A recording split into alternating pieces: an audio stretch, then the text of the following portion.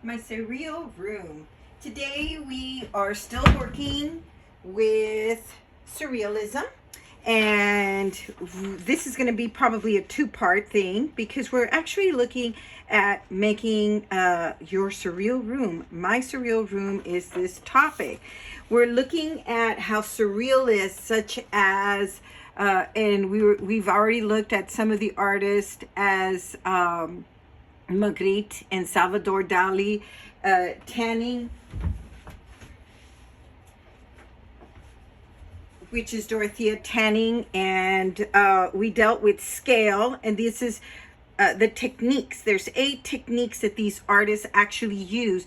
Whether they use 1, 2, or 3 of them, it doesn't matter, and you're going to be able to pick which ones you're going to use for your surreal room, my surreal room.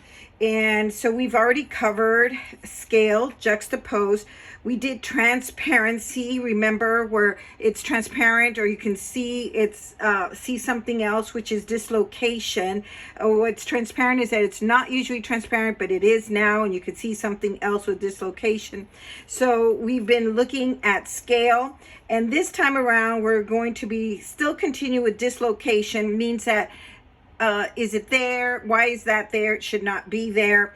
And today we're going to also, on the second film, we're going to deal with levitation.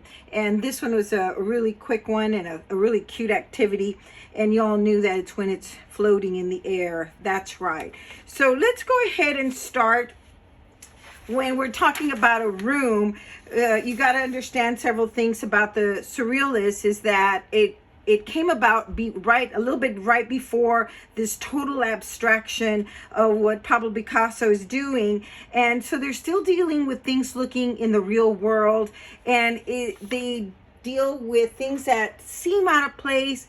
Or are they really out of place? They seem as if they're a strange society, or are they really a strange society? And it might be your world. So what you need today is actually a ruler, pencil. It doesn't really matter. I'm going to use a darker pencil in order for you to be able to see. Do understand that on this one, I need you to do it lightly. So if you have a mechanical pencil, that's fantastic.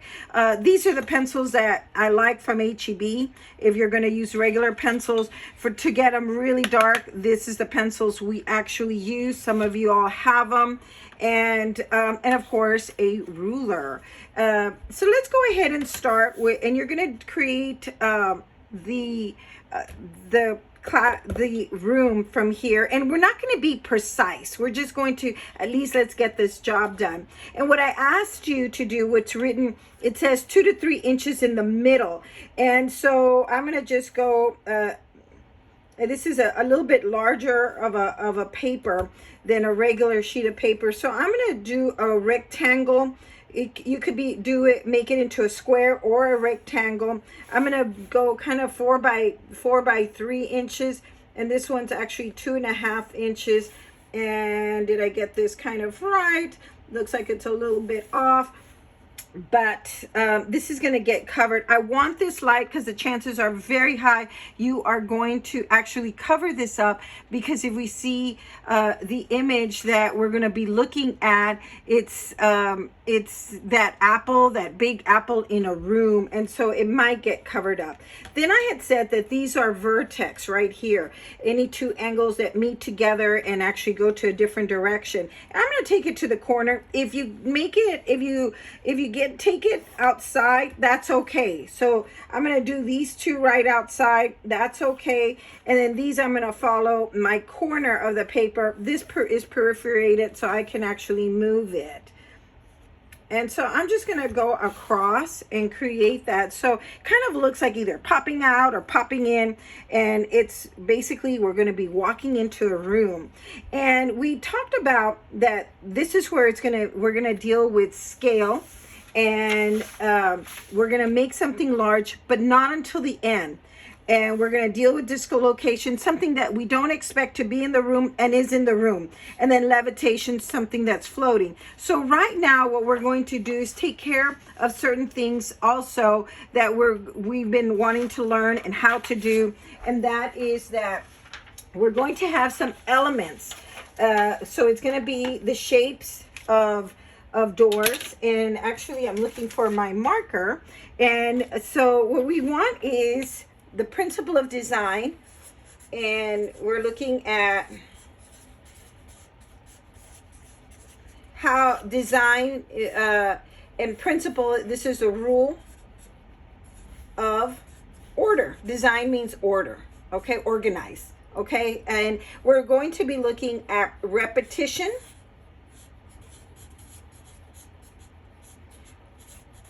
pattern, okay? And that's going to come, and what are we going to create, a repetition or a pattern? The element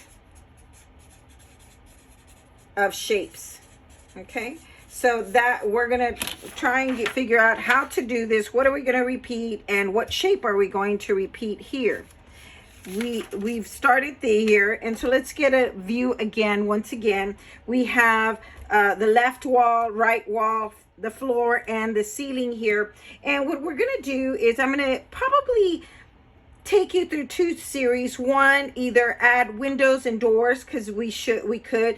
Do we have to add them exactly? No. But when you're learning how to start something, you kind of always keep it, you know, we don't want to go too wacky. I'm not going to go wacky, but you can. So in other words, if you want the door, we know that the door usually is right from the ceiling. It does, I mean, from the floor, does not go all the way up. Can you make the floor an opposite? Absolutely, you can, because this is your surreal room. So what I'm going to do is I want you to understand that the doors are parallel.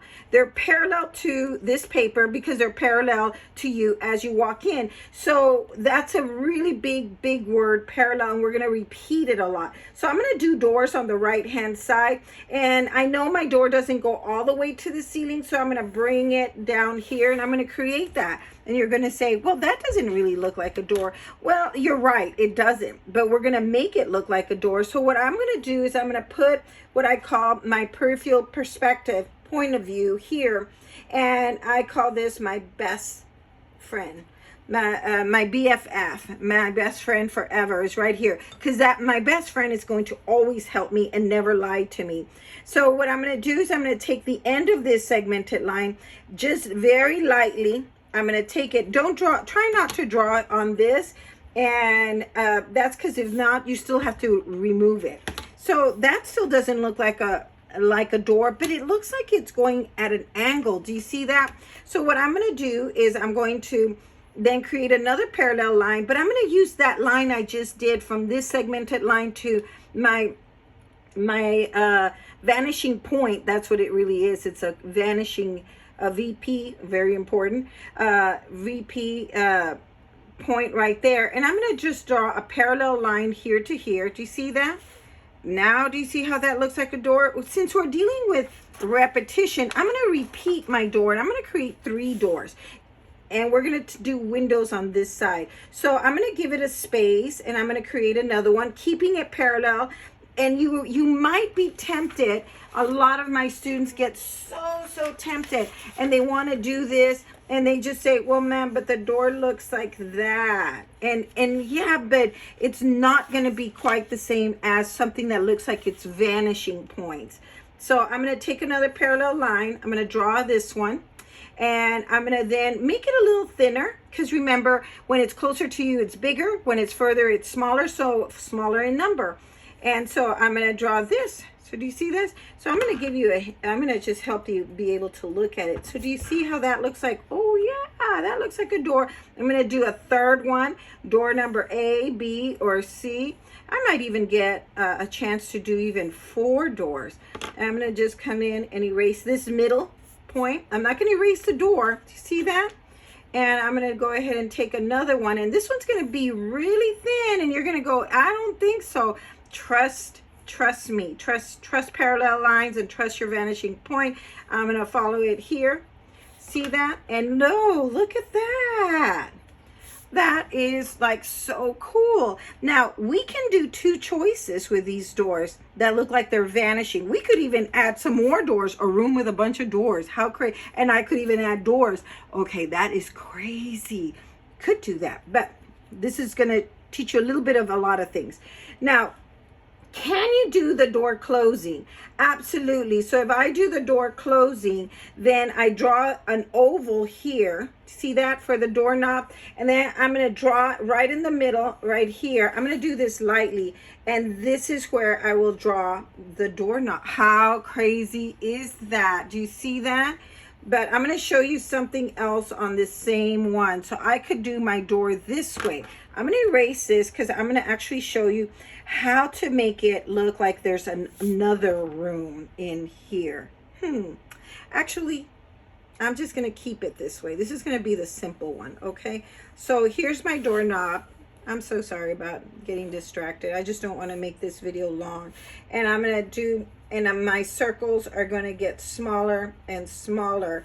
And so I'm just going to draw this right here. See that? So I've got, ooh. Now you can add other things, such as if I want to add a frame around here, all I would do is, again, follow. I'm going to create a frame right here, and I'm going to go ahead and do this lightly, and then I'm going to do another parallel lines. I don't want you to do too much details more than this. You see this one? I'm going to do this line here, and I'm going to erase this one. I'm going to also erase this. This is the one time I actually do ask you to have an eraser, because you need these guidelines. I remember you'll hear me say, "Ooh, Mr. Garza doesn't use erasers." I'm okay, we don't have them, but on this one it is kind of important. So I'm going to just, oops, right here. So do you see how I've just created it, and then I erase all my lines, and you go, ooh, those are really, really cool doors right here. Now what we're going to do is, on this last side, we're actually going to do, what else could we have on a wall? Did you say windows? Did I hear windows? Well, it's going to be the same concept. You're still going to use your best friend here, your vanishing point. But instead, I'm going to have the windows here. Now, since this is your surreal room, can you have windows down here? Yes. Can you have them up here? Yes. Can you have a whole thing of windows? Absolutely. Can I have a totally different landscape? Could I have it as glass and make it look like underwater? Absolutely. Okay, Mr. Garza is going a little off here. So let's take care of this. We're going to do a window. I'm going to show you how to do 3 windows, because once again, what are we dealing with here? That's right. We're principle of design, repetition, and or a pattern. I haven't started the pattern, but I'm definitely going after that repetition here. And so what I'm going to do is I'm going to create this line right here, but you see, because the window's not all the way down there, and I know this isn't gonna make sense. I know it, but just trust your best friend. Best friend's gonna guide you. And so I'm just not, I don't want you to go all the way here. I'm gonna take this here. I'm gonna take you here. Do you see this? Oh, it looks like a giant screen. Oh, can you do that and draw something else? Absolutely. Let's go ahead and take care of windows here. And since I'm dealing with repetition, look at this right here. And then I'm going to put this here, erase this line here in the middle. Keep it straight, keep it parallel. I'm going to draw another one. Make it a little smaller than this one, in left to right. I'm going to move it now. I'm going to erase it one more time. This time I erased the bottom. On this one I didn't erase the bottom, because that's the plane of the floor. So I'm going to go ahead and draw this right here. See that? And can I add another window? I possibly can. So, oh my goodness, this one I'm really going after repetition. In my other one I did the demonstration in class, I think I was able to get 2 or something like that, or 3, no more than 3. So I have here 3 windows. Now, how do we make it look like if it's a window that I can look out? Well, this is something very interesting. Can I leave it like that and create that as windows? Absolutely. Can I create them as works of art? Absolutely. Now look at this trick right here. I have this right down here, and it's a plane that's parallel. I'm going to take this ruler. It's not going to make any sense, right? You see this? This line and this line, they're parallel. That means they're never going to touch. So I'm going to drag this up, and right here at this bottom, I'm going to create this line here. I'm going to do it to all three. This line right here, and right here. They're going to get smaller as I go. And then look at this right here. I'm just going to go ahead and have you, from here, I'm going to draw a little line very quickly. And then I'm going to do another parallel line here, all the way up to here. See that? Oh, and so I'm going to take this. I kind of made it a little too thick, but that's okay.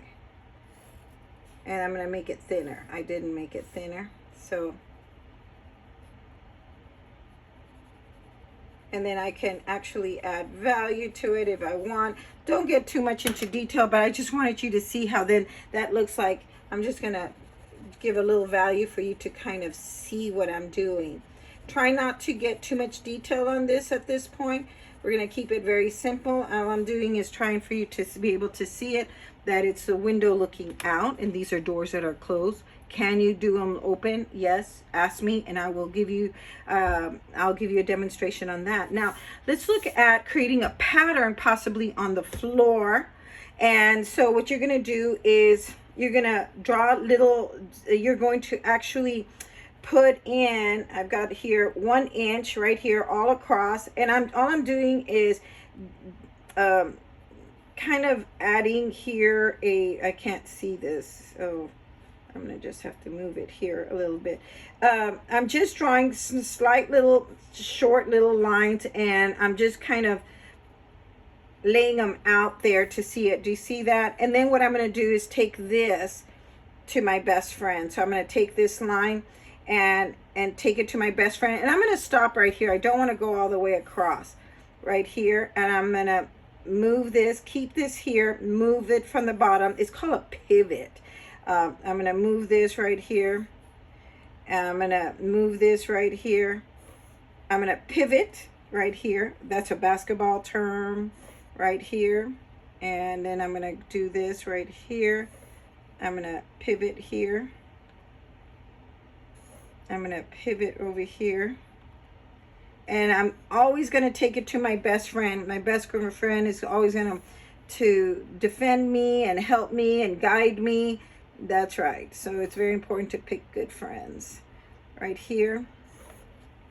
So do you see how now that's even adding more depth? I'm going to go ahead and I think there's another inch right here. All right. So do you see how my floor looks like? Ooh, wow. And we're going to see that Surrealism actually used patterns a lot and duplications, and that was one of them. So what I'm going to do is I'm going to create this. I'm going to do it very lightly. So if I desire to make it into a checkered kind of floor and do whatever I want, and you remember this one actually, as you go further, this one you might want to start make it by 1 inch, and as you get further, I'm just going to say rough estimate it, because then we're going to be adding a big object, whatever you desire, on levitation. And so do you see that? And then I can come in after I add my big object, then I can do whatever I want. And I could add in, my lights. I'm going to create 3 lights here. I make them oval. See that? There's going to be a light. I can even make a bigger one right here, because it's going to give a lot of light for my middle object that is going to be floating later on. So just erase some of your lines and details. Leave it this simple. Leave it this simple, because the second thing we're going to be talking about is levitation. And that's that we're going to take an object and make sure it looks like as if it's floating. So on this lesson, what we actually took care of is that we're giving it a space. We're going to create a space, and we're going to introduce dislocation is an object that should not be there. We're going to introduce scale, and on scale because it's going to be larger than life. If we recall, we're going to create something that you don't expect inside, put it in there, and make it really much larger in life. And the last one is levitation. So here's the difference, is that you're going to have a choice, but I think it's kind of a cool thing. Whether you want to use levitation or not, that's okay. But these two, dislocation and scale, just like Dorothea Tanning and just like Magritte, and that's the one we're looking at, is we can do this and we can add the levitation. So boys and girls, you can this is going to be in my YouTube. You're going to be able to repeat if you have to, and this is just the beginning of the Surreal Room. Don't add any more. Keep it simple, keep it light. Then when we add the object in the middle, then you come back and add all the details you want. And so this, once again, is my Surreal Room.